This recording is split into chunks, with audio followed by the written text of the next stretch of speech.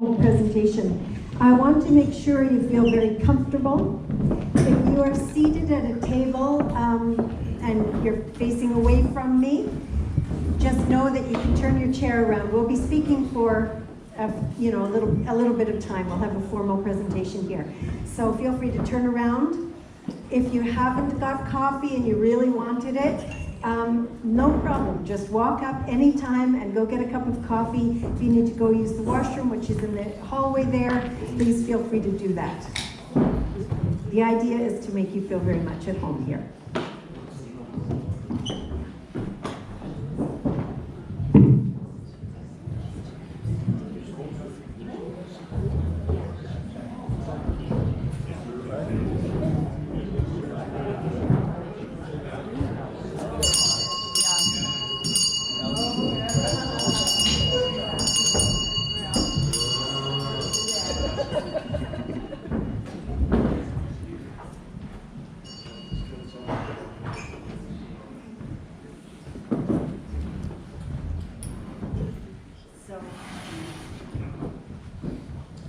Good afternoon. My name is Barbara, and I am a life cycle celebrant, and it is my honor to be here today to lead this memorial celebration for the life of Edward Amon. Thank you all for being here today, for wanting to honor your connection with Ed, or Eddie, who may have been your long time or brand new friend, a co-worker, your neighbor, your friend's dad, the one with the fishing hat adorned with pins and a twinkle in his eye, someone you skied with years ago, or the fellow who rode the e-trike around town. Edward Amon was a man who wore many hats, who lived a storied life and was respected and loved by many. To Ed's family, he was, of course, a much-loved father, father-in-law, and grandpa, otherwise known as Opa. Ed's family is all here today, his son Michael and his wife Lynn, their daughter Monica, his daughter Therese, her husband Chris, and their children Alex and Morgan. Today we honor Ed's long and full life and the impact he had on others with story. For Ed was a storyteller, and rightly so. His history a kaleidoscope of exciting, adventurous, and outrageous moments worthy of recollection. I suspect most people in this room have a story about Ed, and we hope you get to swap yours with someone today. If not today, then in the days and months to come, for they will surface at the dinner table, on a walk, while taking the chairlift at sunshine one glorious winter day. And one story will lead to another, and they won't all be about Ed, but they will speak to who Ed was, a man interested in others, a man who believed everybody has and deserves a story. The way Ed told stories was never in a straight line. One story led to another, and there was a constant interweaving of memories and relationships. There was inevitably humor and a chuckle about the way things went wrong and then right again. Telling tales of a much beloved father, grandfather, and friend will be bittersweet, for they will remind us how much has been lost.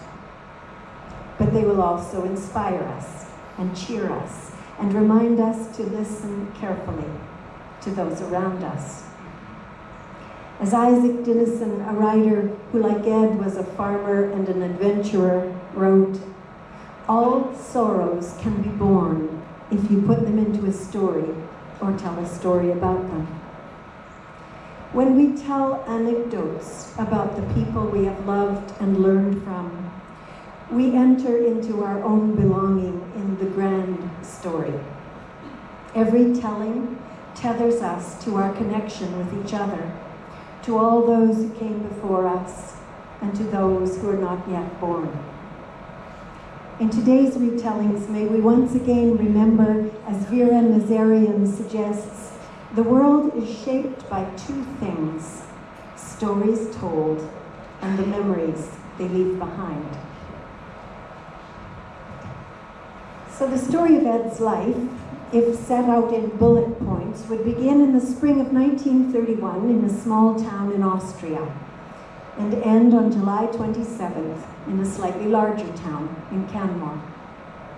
It would include, of course, these facts: that he lived through the war, that he moved to Canada, that he met a young German woman on the slopes of Sunshine, that she became his wife, that together they had 2 children, Therese and Michael, and 3 grandkids they both adored, that he worked various jobs, learned many things, and that the family finally moved to Canmore, where he retired and lived until his passing.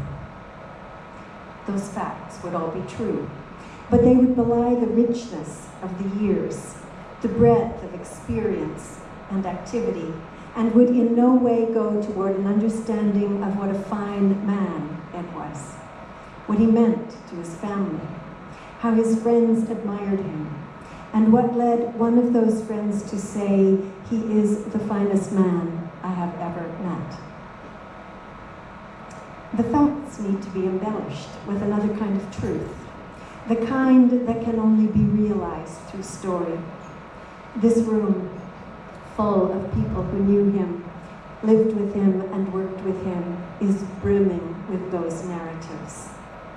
They will chronicle his countless abilities, a lifelong love of learning, his bottomless well of innovation and adaptation.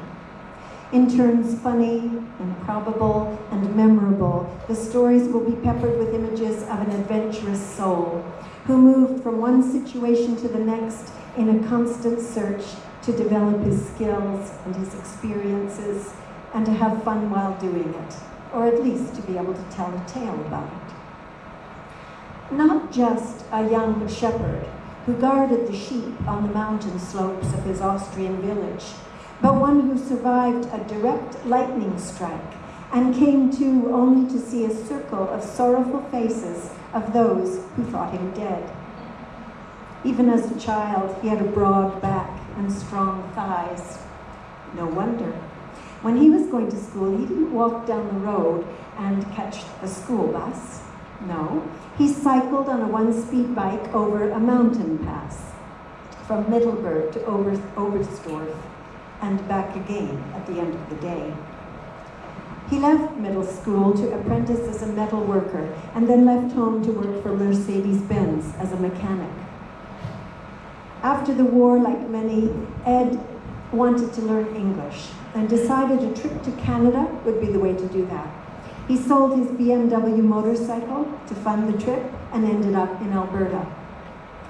After a time on a farm south of Edmonton, he landed in Jasper. Immediately, he felt at home in the mountains. Ed brought his European skis to the Rockies, and he was delighted to find work building the chairlifts at Sunshine. He became one of the Canadian heli skiing pioneers. He holds the title as the first skier to launch himself off Delirium Dive. His whole life, Ed loved skiing.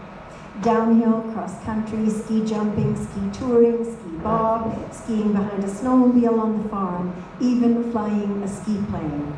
He was still on the slopes in his 80s. Ed was also a reader, not just of stories, but of technical manuals and how-to books. If he didn't know how to do something, he would read a book. First a helicopter mechanic, he became a pilot of both helicopters and fixed wing, working for Okanagan, Bullock Wings and Rotors, Bow Helicopters, Dome Petroleum, and others.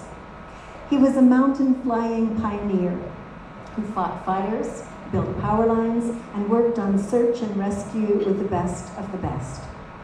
He flew the Johnson Canyon Iron Paths into place and the dinosaurs to the Calgary Zoo.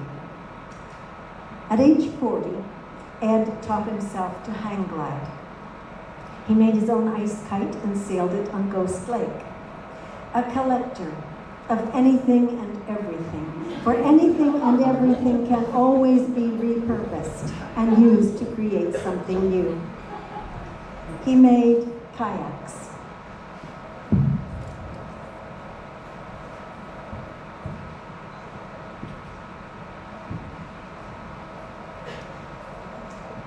One day, the family was heading out to Canmore, 2 new kayaks strapped to the roof of the old Dodge station wagon, and the kids tucked into the rumble seat, looking out the back window, watching the kayaks sail off somewhere between here and Morley. Ed turned around, retrieved the boats, noted the scrapes and the dents, and cheerfully declared they were good to go. If something was motorized, Ed liked it. He also knew how to fix it and keep it running. His whole life he built things, including their retirement home on the Bow River. If Ed didn't have a certain tool, he'd make one, like the very cool and very effective ceiling panel lift. Of the many hats Ed wore in this life, one of the most important was as his role as dad. He was the kind of dad who would build a zip line for his kids in the backyard. A dad who taught the children to ski, to hike, to love the outdoors. A dad who was Santa Claus, a fisherman, a guide, and a teacher, instructing by example, by patient demonstration, or just by sitting side by side saying, let's figure this out. He was often absent from home, off fighting fires or on search and rescue operations. But when he could, he brought the kids to work with him. He built a plane in their garage. Sundays were spent at an airplane hangar in Calgary. And to this day, the smell of jet fuel will make his children yearn for him. In 1969, he bought a farm outside of Calgary and added farmer and beekeeper to his list, to his resume, because he reasoned the kids need to know how other people live, and they need to develop skills and experience and all the pleasures that come with them. Ed's Canmore neighbors may remember Ed landing his helicopter on the sandbar on the Bow River just outside his Canmore cabin. His kids certainly remember the many times when they were out at the farm, and their dad was too busy to pick them up and bring them back to Calgary. He didn't send a friend or a neighbor to get them. He sent the Sikorsky. Ed's was an adventurous life, with its necessary risks. Once he crashed the chopper while building the Jasper tramway, but he didn't tell his young wife. She found out that evening when she hugged him as he was still bleeding. She shouldn't have been surprised, for just as he had regaled her with his childhood lightning strike story, he would have told her of another near-death experience, when the Dodge Power Wagon careened wildly out of control on the Sunshine Road, emphasizing no doubt to his girlfriend that he and his partner had cleverly jumped out of the truck before it went over the edge. That's the short version of a long life. What it isn't, in any way, is a complete picture. It doesn't begin to tell the real truth. The true story about Edward Amon can only be expressed in the ripples of connections and inspirations that flow from those who knew him and loved him. It's insane what that man did, Michael said not long ago. We could only tell a fraction about the great story of our Father. The real truth is contained within the snapshots of memory that recall a happy and engaging life.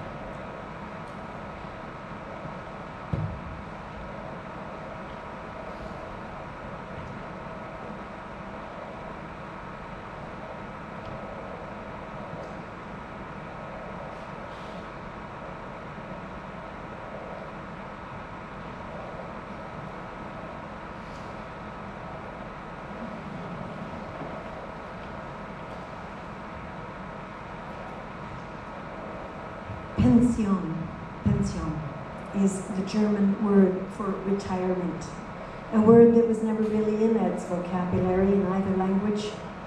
After his career work, he began a fishing guiding business with his jet boat in northern BC. He also worked as a ski guide for the 25 years following his so-called time of rest. In his 80s, he dove into learning, as he had done his whole life. Like the young boy he had been, the one who saw a soldier take apart a gun and destroy it, throwing all the parts into the woods. The boy who searched the woods for those gun parts and reconstructed it was the elderly man who figured out Facebook, Skype, WhatsApp, YouTube, and Google, and used them all. Ed took his role of Opa seriously, introducing his 3 grandkids to the pleasure of the outdoors, to woodworking, to tinkering with cars and electronics. Because Ed had always been a doer. Michael says when Ed began a project, he got right to it and saw it through. His motto, get her done. In the last few years, when Ed's health interfered with his ability to get her done, Michael often stepped in to help. He made a point of planning week-long trips to Canmore, which allowed Ed to draw up a long project list in anticipation of Michael's arrival. They were able to enjoy some memorable times working on things together. And for the last 8 years of his life, Ed, or Opa, joined the Rogers family at their dinner table.